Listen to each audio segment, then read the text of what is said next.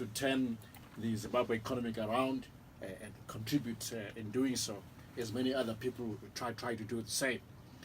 Now, let me say that the budget that was presented last week, that I presented, really comes from how we in government have diagnosed the issues, the challenges, but also diagnosed the opportunities as well. Starting with the challenges, the first challenge, of course, looking at externally, is the fact that we're in arrears in terms of our obligations to the countries and the institutions that we owe money. The first is the two, which is the African Development Bank and the World Bank, who are the creditor institutions, preferred creditor institutions, whom we own all close to $2 billion together. So these would need to be cleared first in terms of meeting our obligations to pay them off and come up to date with our external obligations. And doing these payments will enable us to begin to access credit lines, because that was the major problem, that we cannot access credit lines easily to support industry from abroad, from offshore. So clearly dealing with these arrears will unblock this conundrum of accessing credit lines. At the moment, if banks or industry want to access credit lines, they have to go through the central bank, and then we have a government guarantee to support that. They can't do it without the state-owned institutions. So we're determined to change that, and the budget in its construction is a stepping stone towards and a key pillar, a key step towards defining the roadmap for arrears clearance. Of course, the arrears clearance roadmap involves a second stage, which is the negotiations with the Paris Club creditors, who, by the way, are also shareholders at the African Development Bank and the World Bank. And in that negotiation will obviously result in some debt restructuring and some form of relief, which will allow us then to be able to carry the extent of the external debt that we have.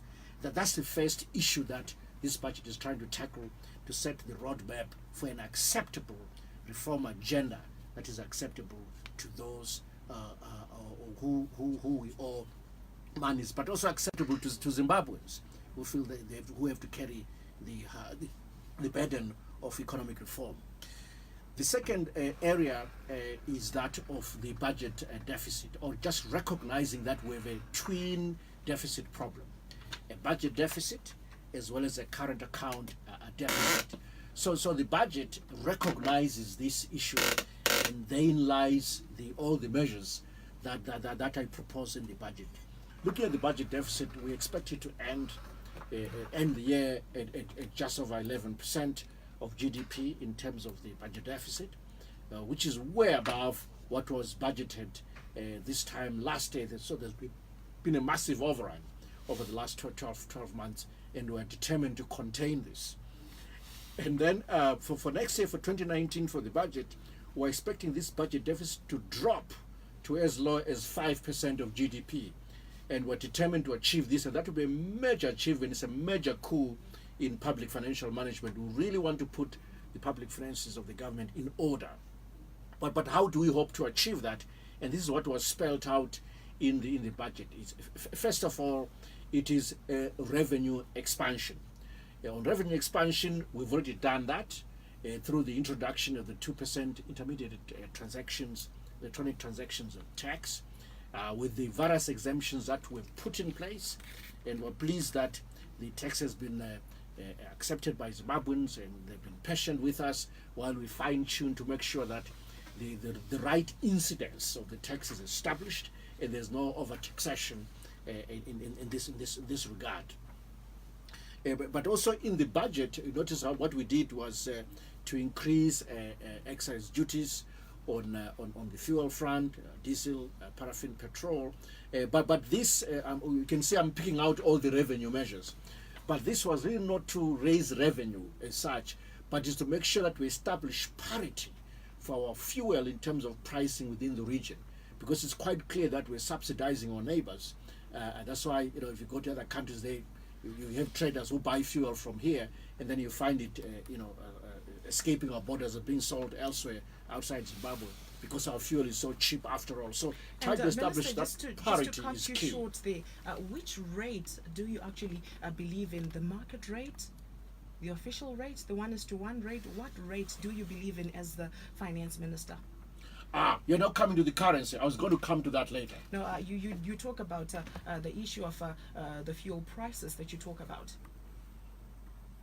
No. This is remember that the reference currency in our multi-currency regime, the accounting currency is the US dollar. That is what we have been in terms of the accounting currency, and we've maintained that rate of conversion with the RTGS, with the bond notes, is 1-to-1.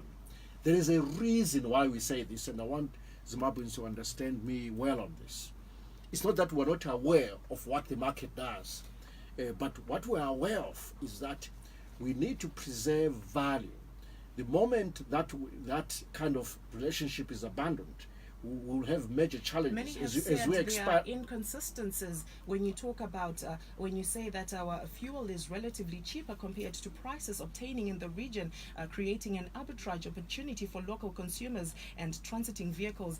Mangamashandisa measurement ipi kana kuti yardstick nekuti people argue that even at the prices that we have currently, Zimbabwe's fuel prices are higher compared to other countries in the region, No. Zambia and other countries. No, they are not. In fact, that's why you have this movement of fuel from Zimbabwe to elsewhere in other countries. You can see I'm avoiding mentioning them. Because as a minister I can't mention So the what country. yardstick did you use to say that our fuel prices are lower compared to other countries in the region? I'm comparing the price in whatever country I've chosen that I'm referring to, and our pricing. Name one, for example. No, I don't want to mention the country because, as I said, as a minister, I cannot mention another country. We are aware of this arbitrage and wanted to close the loop. Right? So if I can press on I was still explaining the revenue measures. Now let me mention the cost-cutting measures. In the budget, the President Mnangagwa led from the front of this issue by cutting his basic salary by 5%. The VPs also made this a similar action, and as the cabinet ministers, deputy ministers, or everyone at the ministerial level did the same, including the CEOs of parastatals up to principal director level and the PEMSECs, as I said. So to me, this is a strong signal that we mean business about austerity for prosperity, which was the theme of the budget.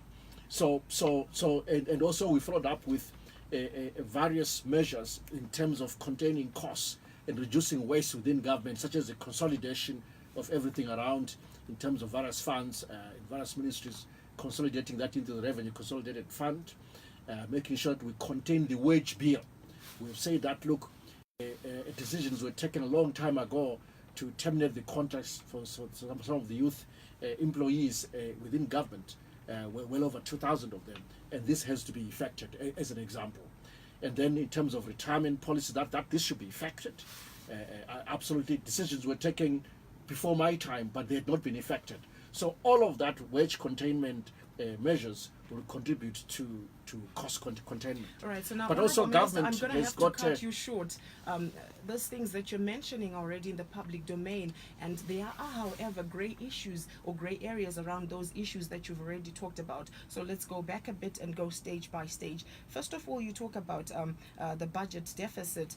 Some sections have asked that after all the tax or revenue generation measures that you've spoken about, including taxation, why are we still incurring a budget deficit of 1.5 billion? Is it still not too much after increasing revenue and cutting expenditure? No, it is not too much. Remember that we are coming down from all the way up from 11% of GDP down to 5% of GDP. So that 1.5 billion is actually 5% of GDP. So we're doing very well. Also remember that our economy is bigger. Our economy is 40% bigger than we initially thought. And this is to do with the rebasing exercise that we announced on the 4th of October this year. So we're well within target with the 1.5 billion deficit, and we're able to accommodate all the activities that we think government ought to be engaged in order to drive this economy forward. And we're doing the right things by containing expenditure where it ought to be contained, and also driving revenues where we need a broader tax base. Let's be honest, Zimbabwe is more informalized now, so it's important to get to the informal sector. So partly the introduction of the 2% tax for electronic transactions had to do with that, as I explained when we introduced it. So we're doing the right things, and all the numbers add up. Absolutely. All right, let's look at the issue of the 5% salary cut. How much are you saving with this cut in terms of value and other various measures? And many sections have also argued that government ministers, including the presidium, is the allowances, but maka takes at the basic salary. Can you explain on that? Oh, but how much is really in allowances? And that's not a lot. I look at my allowances and say, what are my allowances? Is it a lot? I really don't think so. So I think you'll be amazed in terms that of the value that you're actually saving on, how much is it through this 5% salary cut? This 5% cut is to show commitment and political commitment that we are serious about cost cutting, we are serious about cost containment, we're serious about austerity and fiscal discipline. And yet so it's not about the insist figure. that it's a political gimmick and the No, propaganda. No. There is no propaganda. There is absolute commitment, Linda. I promise you. This is it can't get better than that. It can't get. A lot of governments do that around the world as well. You find that a head of state, a specific minister, a president can you give us the value, Honorable Minister? No. The issue is not the value. We know the amount, but we won't even bother to give it out because it's not a lot of people that are involved. The idea is that the leadership must set the tone. It's about setting the tone. It's a very important tenet of leadership, right? And that's what we are doing. And that's what President Mnangagwa is doing. On the other hand, you then say these very same people, these government officials, including yourself, can then import vehicles duty-free, and yet the ordinary man and woman on the street is having to look for forex to pay for duty. What are you saying about that? That has never changed. It's always been the case that government ministers, and it's the case in most countries, they have certain privileges. It comes with the pack. And if you look at the packs of ministers compared to the private sector, it's chalk and cheese. They get nothing compared to the private sector. This is like that all over the world, you know. So and the issue about forex for paying duty, all we said was pay duty in the currency in which you bought the car. That's all we've asked. So make a budget for that. You'll be amazed at the number of cars that have been imported in the last few months. It's been staggering, and the amount of forex spent. The importers do have the monies. I'm not saying everyone has the monies, but they do have the monies. But also those who were caught up by my statement, we have given leeway, we've given a breather. They have up until the 3rd of January next year to be able to bring in their cars and be able to pay through RTGS and not pay through whatever forex they have in their possession. You'll be amazed. You'll find that people will be able to meet the forex duty component without difficulty. They just have to budget for it. All right, and then we have the current Foreign Currency Exchange Control Act that criminalizes munakawanikwa mu street achitenga forex kana kuti achitengesa maisa imimi mutongo we 10 years mujeri asi muri kuti aiwa tina basa kuti mari yako waiwana kupi tiri kuda forex yako. And a lot of people have said there are inconsistencies around that policy kuti muri kuti mimi tiri kuda mari yako mu forex asi tikakuona uchitenga forex tikukusunga tokupa mutongo we 10 years, yet most people are still earning in those RTGS balances. Oh, you know what, you can overanalyze any policy and find something wrong with it or turn it around and say it's inconsistent. It's normal. We can overanalyze. Can we say, are you legalizing the black market? No. Or are you accepting that the black market actually exists and it's the norm of the day? Let me finish. We've said our priority as government is preservation of value.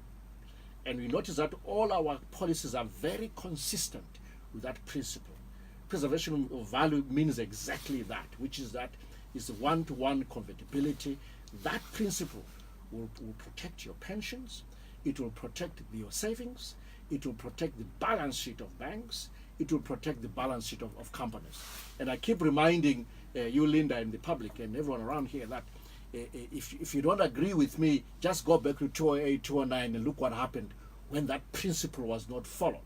That's all we are doing when we try to outlaw this and that, is try to make sure we send the message, but also walk the talk in terms of preservation of value and that convertibility. There is something, by the way, the importation of vehicles, Honorable Minister, is really a contentious issue, because people have then asked, are you legalizing the black market, or are you saying the ordinary man or woman should not and cannot import a vehicle? No, why can't they import a vehicle? They would have paid foreign currency for the vehicle in the first place, right? That they have sought for on the black market? Oh, well, it's not my business to find out where they found it, but they found it, and suddenly they want to import a car. They know that they have to pay for it in forex. Why is that not a problem? Why is the tax the only forex problem and not the price of the car in the first place? You see, so the point is like this. All we are saying is, we know you are buying cars by whatever means. Some of them are using free funds. You can use free funds at the moment. They are using funds sent through by the diaspora. It's up to them where they find the funds, frankly. But whatever they do, they should be on the right side of the law. And all we are saying, budget for your duty as well in the currency in which you bought the car. It is that simple. I don't see why the duty issue is the issue and not the price of the car in the first place, which is also denominated in foreign currency. The issue, Honorable Minister, is that when Varukuti Tambura for a very long time, the economy hasn't been performing. Hardly a few people, if any, are earning in forex. So if you then say that chenda monotenga mota ni foreign currency, vanvasi kutambira ni foreign currency, yet government officials can import those vehicles duty free or not using foreign currency, is this really austerity for prosperity, or it's austerity Linda, for their prosperity? That's not correct. People are already buying their own cars in foreign currency in the first place. They're already doing that. And all we are saying, meet your duty component in foreign currency as well. That's all we've asked for. All right, then we go back to the issue of fuel Yamataura, because I want to move on to something else. We're getting stuck. Honorable Minister, those are the sticky issues. Those are the issues that keep Zimbabweans awake at night. Zimbabweans want answers, and they want them now. They want them yesterday. So those are the issues. President Emerson Mnangagwa's administration has promised servant leadership. No. All I'm saying that there are a lot of bigger issues that I want to get through during the time. I don't want to get stuck in the mud on those. I've explained my position. Minister, the inconsistencies right now are, you're saying that you want to address the issue of inflation, then you go on and increase excise duty by 7 cents per litre on diesel and paraffin and petrol, and we all know the ripple effect of that. It will then obviously push the price of fuel up and the price of basic commodities up. So how are you then addressing inflation? Oh, you know, we're addressing inflation by containing the budget deficit. The budget deficit, and I'm glad you brought me back to the budget deficit, because that's where I wanted to go. The budget deficit is the source of inflation. What it is doing, because we're to print treasury bills, well, before my time, of course, to finance it, those treasury bills were injecting liquidity into the market. RTGS balances is a case in point. And that liquidity is what has been pushing inflation, where excess demand versus the supply is pushing up prices and putting pressure on inflation. So containing the budget deficit through these measures that I've explained is the way to deal with inflation in the long term, but also is the way to deal with the value of the currency, because excess liquidity puts pressure on the value of the currency and creates currency volatility, at least the perception of value in the currency market. So the deficit is key to dealing with inflation. That's why we're focusing on this issue of austerity for prosperity. But that really means you stabilize prices, you get growth going, you protect the values, and so forth and so forth and so forth. All right, this is a special edition of the Minister's Desk, and on the show tonight we have Finance and Economic Development Minister Professor Mtuli, and very soon I will be opening the phone lines. So many contributions or questions that have come for the Minister throughout the day, and our number is 0775 897 897. That's our WhatsApp number. The phone line is 0772 216 I will ask our callers to be precise and straight to the point so that we can accommodate as many callers as we can. Now, Honorable Minister, what is the takeaway for the ordinary person in this budget? Some have said it's not a pro-poor budget. Munu wonje arikumba munu nje. What is the takeaway from this budget statement that you presented on Thursday last week? This is a balanced budget. It's a budget that is designed to target the poor, the vulnerable. And what we've done there, we've targeted, for instance, a contentious issue over the years, the issue of sanitary ware, for instance, for vulnerable women and rural girls. That's one issue that deals with vulnerability. The other issue is those who are disabled, those living with disability. We've done a lot in the budget to cover the wheelchairs, the various equipment, the walking sticks, and so forth. All of these coming in duty-free into the country. And then if you look at the way we have adjusted the scales in terms of the PAYE, that below $350 you don't have to pay any tax. Previously it was $300. So we've done that adjustment. So there are elements in the budget which are clearly targeting the more vulnerable and poorer sections of our community. We'll also say that in this budget, 5% of the budget will go towards the provinces to support devolution. That's about $310 million. And the distribution of those monies will follow the distribution of poverty, the poverty map of Zimbabwe, population size, and the degree of inadequacy of social infrastructure within each of these provinces and districts. So there are clearly issues that pertain to that sector. Also look at how much we've allocated to primary and education and secondary education. That is clearly pro-poor. That goes towards supporting the greater chunk which is going to salaries. Oh, hang on. They are providing services. You know how it works? When you pay the teachers to deliver that service, and then remember, education is an investment. You are investing in the future of those children. You are supporting the rural poor. Absolutely. Look at the allocation we've made to the health sector. In a similar way, again, you're supporting the personnel that will provide to the health services. Still doesn't meet international standards. You mean like the Abuja? Yes. I'm aware of that. I know what it is, but let me say this. That Abuja requirement is not enough as far as I'm concerned. And I know the health economics very well. I've actually written a lot about it. I'm actually an expert on the economics of HIV specifically, globally. So why you see, are we the issue. Let me explain. No, not Abuja. There's a fault to that Abuja requirement, and I'll say this. I'm sure a lot of people around the world will disagree with me. It needs to focus on service delivery. It cannot just be about input.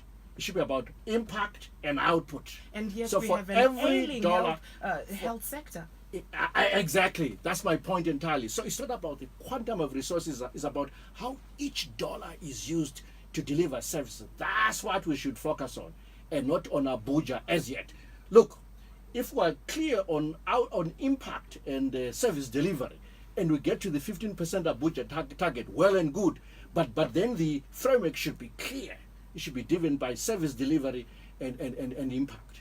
And moving on, Honorable Minister, what is the wisdom in retaining the bond knot? I think during the early days of your appointment, you were on record saying that you would implement currency reforms by year end, and you sort of seem to backtrack, or at least your 2019 national budget statement doesn't seem to speak into those currency reforms. Oh, I spoke to currency reforms. I can point you to the page. Please do. Let me explain. You know, the economics of the exchange rate works like this.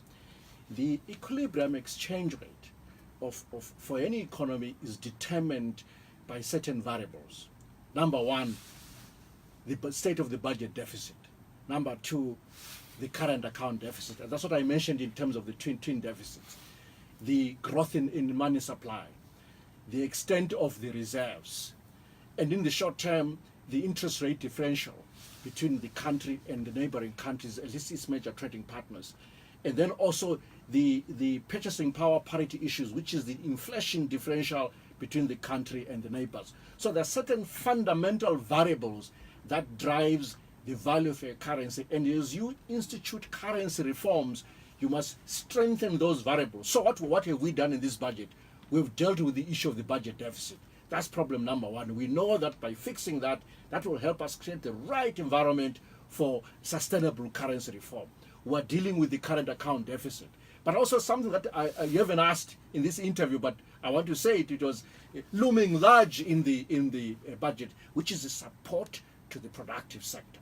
The various rebates that we've put around industry, the mining sector, supporting agriculture sectors, and other things that we put in there. You can go in the budget and see what kind of rebates we've put in there right across the board. All of that is going to drive import substitution and help deal with the second part of the twin deficit, which is the current account deficit. All those are key pillars for determining the sustainable value of a currency, and you need those to be in place before you can institute sustainable currency reform. So, believe it or not, by stealth, the process of currency reform has begun by dealing with those big issues such as the budget deficit. All right, I'm going to take some callers right now. Star Familo? Good, thank you. You're through to the minister's desk. Go ahead with your contribution.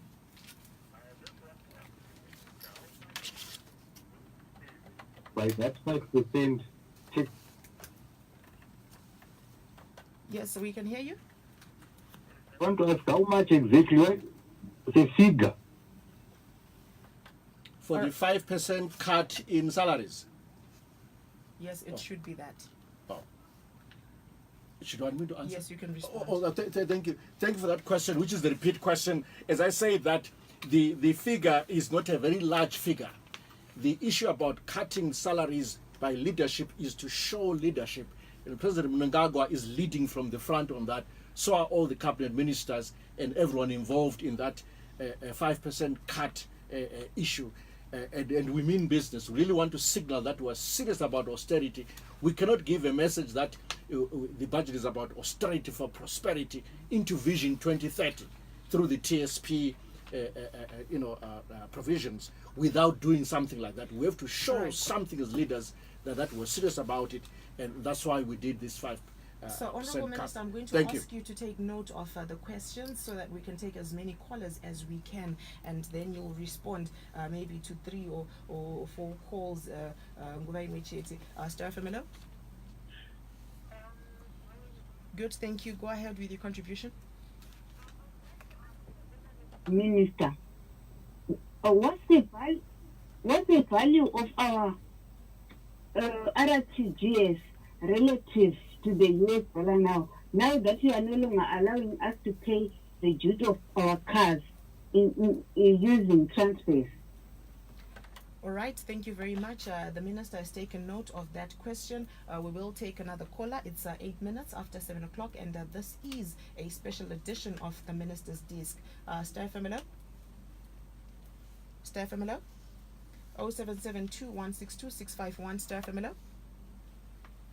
Yes, you through to the minister's desk. Taswira maswira utaura zvenyu? Munzo minister kuti pauri kutaura kuti tinoshandisa forex kubhadhara duty.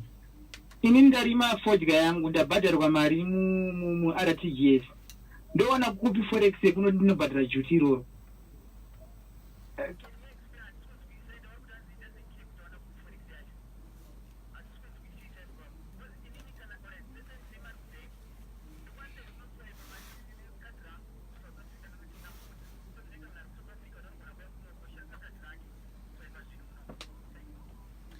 All right, thank you very much.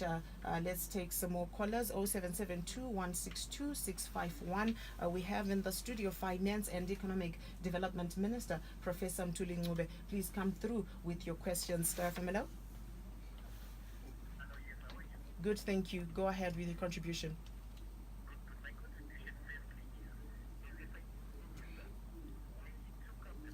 The finance minister. He is aware that government spending, last year we budgeted 741, our budget deficit was 741 as budgeted, but we went up to 2.62 billion. So you are aware that government expenditure is a problem.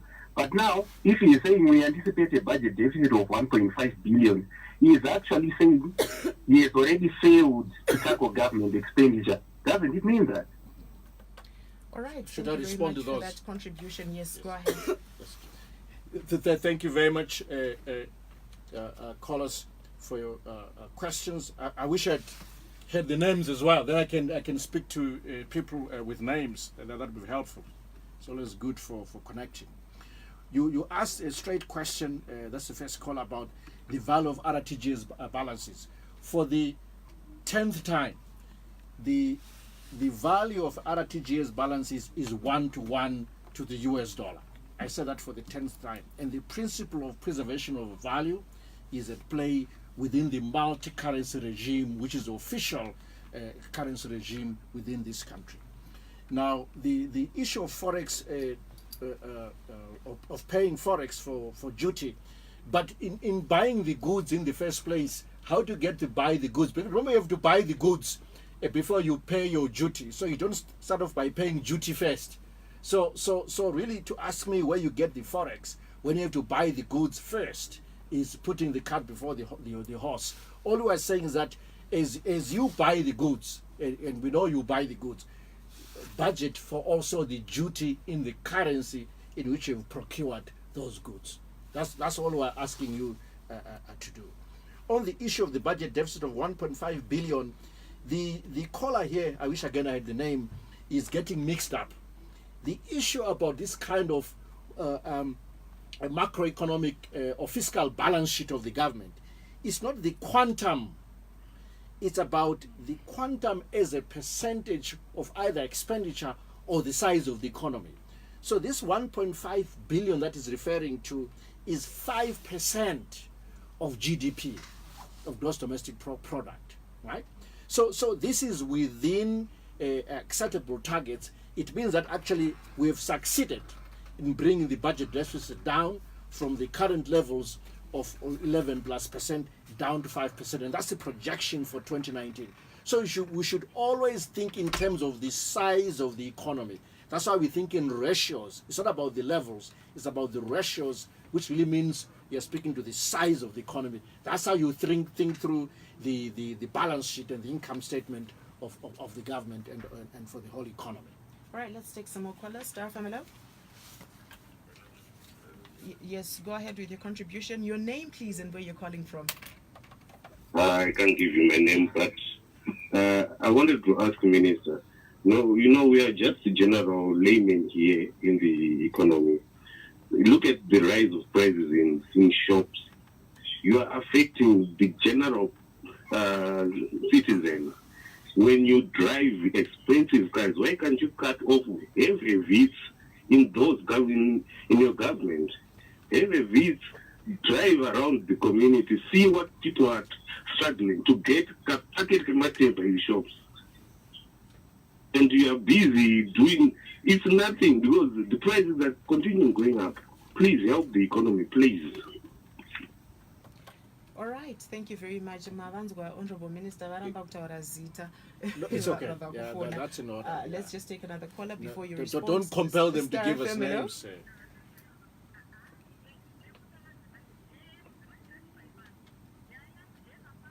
tofa here weduwe tofa here atakambokwanisa tina US dollar ndakambochadresoka zvefamasi kuti zvakamira sei kumushonga uku. All right, thank you very much. Totenda madzimai nekufona kwemaita. Yes, you can respond to those That question? two last callers. It's two last callers we exceeded. On the issue of inflation that the first caller referred to, as I say, that the biggest driver of inflation has been the budget deficit. It is created, I'm sorry I'm using these big words, but that's how economics works. The moment you have some disequilibrium, that's what happens. Prices get out of control. But look at what we did as government. We've used not just policy measures, but also we've used moral suasion. You know what happened if you look at one of the callers is a farmer, to price of seed and fertilizer, in one day it just went up 3 times, totally unjustified. And we called in the seed producers, we talked to the fertilizer manufacturer and said, look, this is unjustified. There's no reason why something that you'd already produced should go up 3 times, 4 times. It's unaffordable. You should consider bringing it down. And this is typical, it's moral suasion. And there's no reason they understood our point of view and bakadzikisa the prices of seeds and fertilizer. I'm just giving those examples. And this is helping contain the inflationary pressures as well. If you look at the issue of drugs, again, there's been a moral suasion, a little bit of arm-twisting around, maybe you might lose your license if a pharmaceutical, company and so forth. But all of that is a form of moral suasion to get the drug manufacturers to stop demanding, payment in US dollars, because they've never moved from this. They've always done that. And yet they are lining up at the Reserve Bank of Zimbabwe to seek foreign currency to import drugs and so forth and so forth. So there's clearly some inconsistency and some profiteering that I think is unacceptable in our view. And this moral suasion has helped. So we're doing a lot of things to make sure that prices come down, basic goods are affordable through moral suasion means, in addition to other policies that we've put in place. All right, I'm going to take some more callers. We've got a few minutes left, so I'll try and take as many callers as I can. Star Familo? Star Familo? Yes, you're through to the minister's desk. Kuna minister wakuti sei iwo vari kuti munhu kana wanotenga mota handiti pabhodha uda kubhadhara juti unobhadhara nemari US, asi iwo vakati US nebhondi igedye. Alright, ndiwo ikamubvunzo wami nawo here tinotenda regai timbotora vamwe vateereri zvekare tisati tavapa mukana wekuti vange vachipindura 0772162651 nyaya yejuti iri kuramba ichidzoka, honorable minister, asi tichapai mukana wekupindura zvekare. Star Familo, yes, you through to the minister's desk. From Harare. All right, Munya, go ahead. So I want to divert the minister a little bit. When he was talking about current account deficit, I think the figures that we use or statistics that are distorted themselves. I've got experience myself in terms of valuation of exports. Those things are too undervalued. That's why even you see the current account deficit is wider. Not only because we are importing more than what we are exporting, but the valuation of those exports. I think if the minister would want to focus on that and just look at how mining houses are valuing their exports, I think he can get something from that one. That's my contribution. All right, thank you very much, Honorable Minister. You can respond to those contributions that we've just had. The first question is something that I've already dealt with, which is, again, it comes back to the issue of duty in Forex. And all I'm saying is that please pay your duty in the currency in which you bought your car. It is that simple. Please budget for that. Otherwise, you won't be able to bring your car in because you can't pay it for you using anything else. First of all, you have to go through the hurdle of paying for the car in the first place, wherever you're buying it from, and then paying the duty on it. Why is the duty element more of a contentious issue than buying the car, paying the price in the first place? Clearly, there's a disjuncture in thinking there. Bunya is making a very interesting point about the current account deficit, that some of the exports are undervalued. This is an issue that we can also refer to as transfer pricing. And by the way, we are going to do in the budget, I go into this, and we're saying that we want to deal with this issue to make sure there's a fairer valuation of exports. It's raising an important point. We want to make sure there's a fairer valuation of exports in order to make sure that there's transfer pricing is minimized. This is very, very critical, and I agree with him that this is an issue, that there's some distortion. But at the end of the day, we have to work with the figures that we can attest to at any point in time, and we are seeing this current account deficit. But over time, we'll plug the hole on transfer pricing and make sure that Zimbabweans get a fairer value for the exports that are being exported to other countries. I thank you. All right, my last two callers, Dr. Miller. Good, thank you. You're through to the minister's desk. Got a few questions for the minister. The first one is on the budget deficit. Honorable Minister, when you took over, there was this wild spiral of the exchange rate. You have said exchange rate is being driven by the imbalance on the budget deficit, this borrowing. Can you tell the nation, Honorable Minister, we have been given information to the effect that as of November 2017, the borrowing, domestic debt was around 4.5 billion. As of September 2018, the domestic debt was 5 billion, additional to the 4.5 billion, which gives us to around 9.5 billion. That's correct.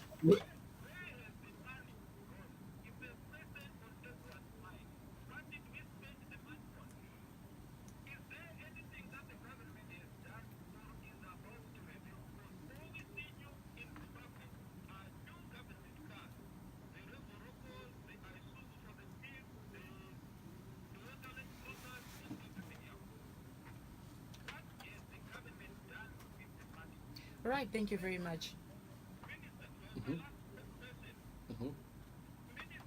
When you do your budget or when you do your things, do you know what Zimbabweans really want? Are you taking us where we give you the mandate to take us to, or you are just doing what you think is right, but does not have the interests of the ordinary people? Are you doing what Zimbabweans really want? Thank you very much. I think we've heard those questions loud and clear. They're very, very clear. First of all, let me deal with can you hear me? Yes, they can hear you. Sounding funny on my ears, in my ears here. The issue of the budget deficit and that the domestic debt has basically doubled. What has happened to the money and so forth. But that's what I said. It has doubled, and this is an issue, and this is reflected in the extent of the budget deficit. And this is what we have to contain in these budget proposals, which I presented on 22nd of November, and that's exactly what I'm determined to do, and I'll do it.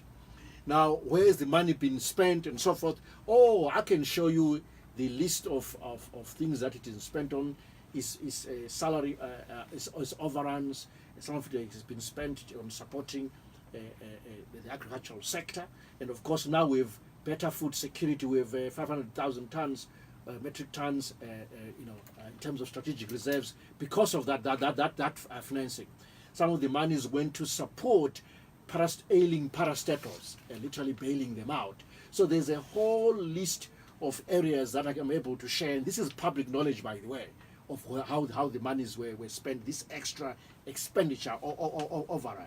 And I'm determined to deal with that. And in fact, we are clamping down on those areas in the first place. Those are the cost containment areas that will reside in a containable budget deficit. So when I make these proposals, do I talk to Zimbabweans? Absolutely. When we did the budget consultations, we set up a Facebook page for it. We set up a Twitter consultation page for it, and so forth. So we've received quite a lot of social suggestions through the social media from the public directly. That's the first thing. The second thing is that we consulted the private sector, the CEOs, various people within the private sector, and they submitted a written submission to us. We also consulted civil society. We also consulted parliamentarians who are representative of the people in the first place. And everyone contributed to this budget. Everyone has been consulted. You must understand that you can never satisfy every individual, but you can satisfy people generally. And people want to see progress. They want to see us walk the talk, and we certainly walk the talk. The caller also made a comment that, shiny vehicles are being seen here and there and so forth.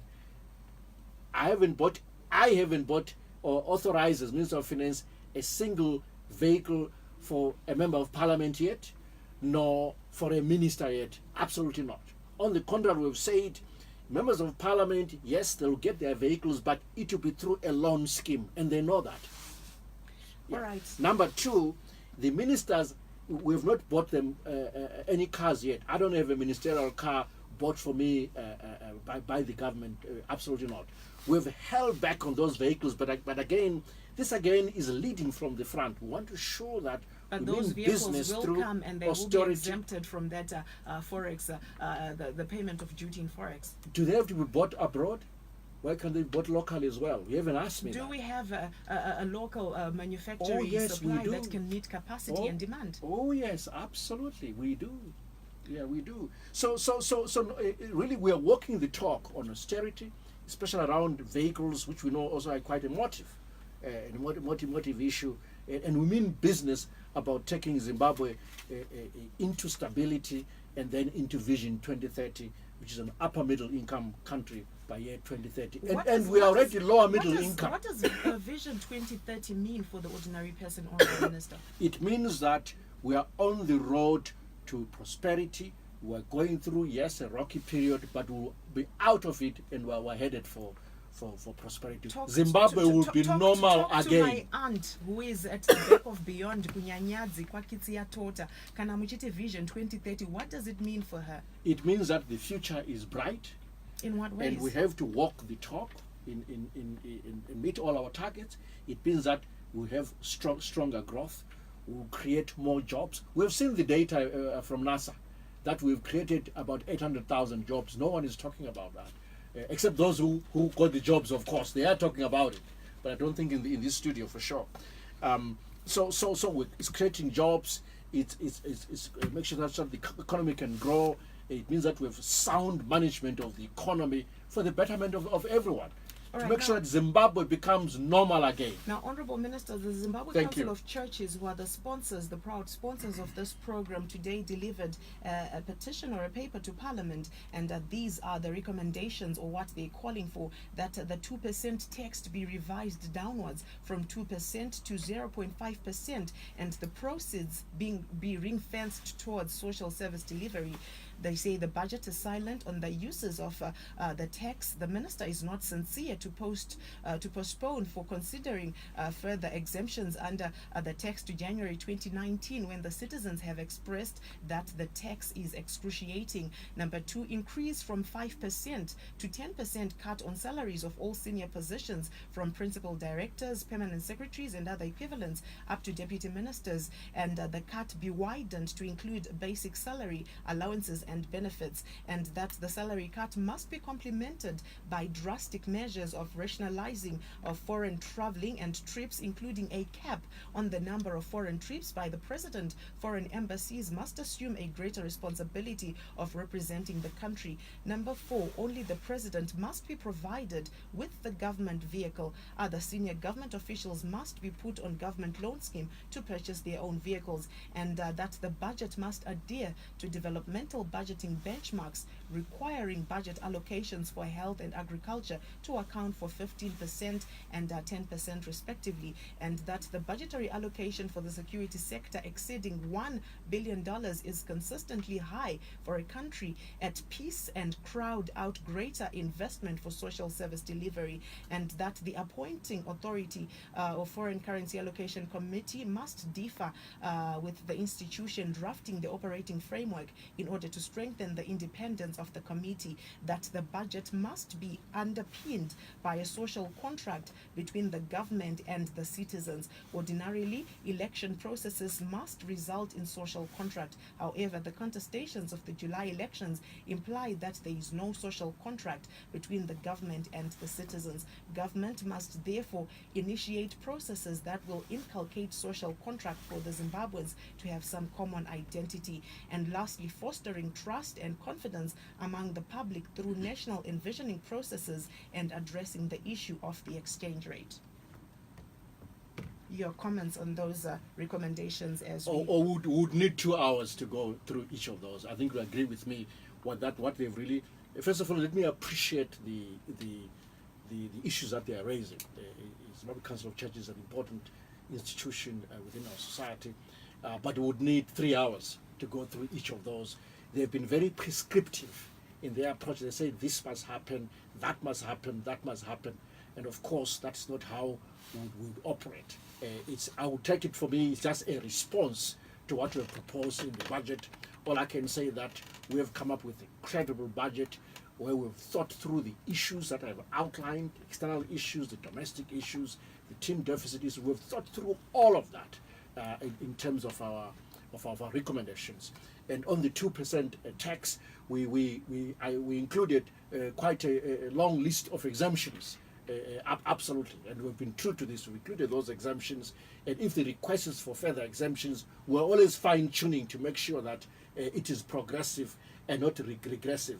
On the rate, the rate will stay at 2%. All we'll consider for now is some fine-tuning as we go along, and I've said this, and we've walked the talk on this, and we've continued to fine-tune. Thank you. Your parting remarks to the people of Zimbabwe. As I said, this budget is about austerity for prosperity. We've done the right thing in terms of belt tightening, and we believe that this would contribute to a stable economy, an economy that will lay the right foundation for us to achieve the objectives of the Transitional Stabilization Program, which ends in December 2020, and then onward to achieving the objectives and aspirations of Vision 2030, which is that of becoming an upper middle income country by year 2030. Thank you very much.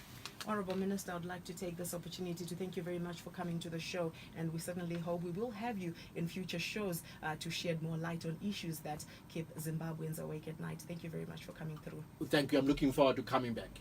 Until next time, I'm Linda Muriro. This has been a special edition of the Minister's Desk, proudly brought to you by the Zimbabwe Council of Churches. It's good night for now.